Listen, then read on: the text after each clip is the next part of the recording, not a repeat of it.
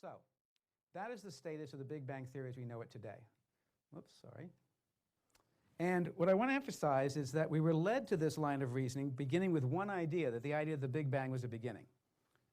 The Big Bang was a beginning, meant it had to be a sudden event. If it was a sudden event, I had to have this inflation. Then if I have to explain the later data, I needed the dark energy. That was the line of argument, okay? There's no way out of this line of argument, as long as you consider the Big Bang as the beginning.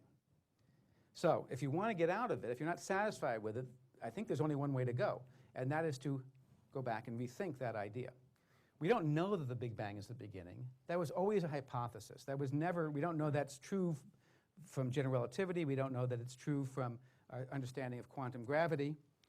It's just a hypothesis that if you take the universe and stretch it back and follow it back in time, it will eventually converge to a, well, if you believed Einstein's theory all the way back to that point, they would converge to a point, and then somehow that would be a beginning. But maybe it's not. We don't know that. We know that, in fact, Einstein's theory is incomplete. It doesn't even include quantum physics.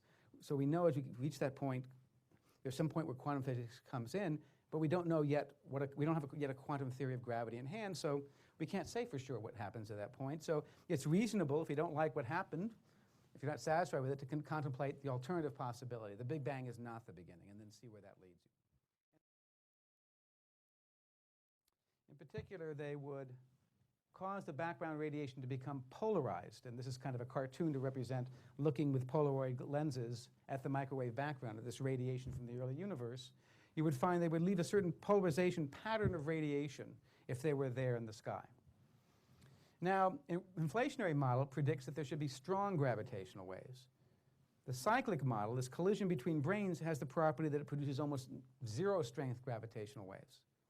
So one of the key things you want to do is check whether these gravitational waves exist, which is to say, check whether or not the characteristic polarization pattern you would expect to exist in the microwave background is there or not. So if you would look at the sky with this radiation from the early universe with polarized glasses, they should produce a kind of swirling pattern of radiation, okay, that should be detectable. That's what we're looking for. So there are experiments in space, called the Planck experiment in space, which I think I have a picture here of the Planck satellite experiment, which was launched last year and which is beginning to make measurements now, which is looking to see if it can, with polarized detectors, detect whether there's this gravitational wave imprint there or not. If it sees it, then the cyclic ideas are dead because they can't produce that kind of effect. And if they don't see it, then that adds support to the cyclic picture. It kind of points us in that direction. So this is an example of a key test. There's a second test which I won't describe, but there's two different tests we can do, and this is one of them. So we don't have to wait around forever to decide which is correct, because between the Planck satellite and experiments being built on the ground, on mountaintops, and being launched by balloon in Antarctica, we hope to really learn the answer in just the next few years. 우주 탄생의 비밀을 풀어줄 중력파의 흔적을 발견해 전 세계 과학계를 놀라게 했던 국제 공동 연구진이 10개월 만에 연구 결과를 철회했습니다. These strange patterns that are not expected, in inflationary theory, the simplest inflationary theories. It may be that we've been fooled, that inflation didn't happen.